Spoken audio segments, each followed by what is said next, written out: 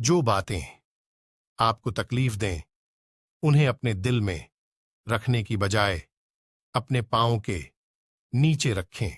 The things that you give pain, to keep them in your heart instead of putting it under your feet.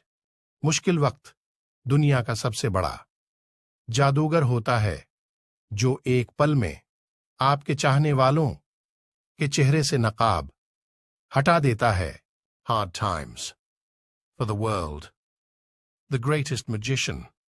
It happens that you want in and instant removes the mask from the face of the people. जिंदगी ने एक चीज जरूर सिखाई है कि अपने आप में खुश रहना और दूसरों से कोई उम्मीद मत रखना. Life is one. The thing must have been taught to be happy in yourself and don't expect anything from others. थक गया था मैं सबकी परवाह करते करते, जब से लापरवाह हुआ हूं बड़े सुकून में हूं. Was tired. I care about everyone do it. Since carelessness, I am very calm.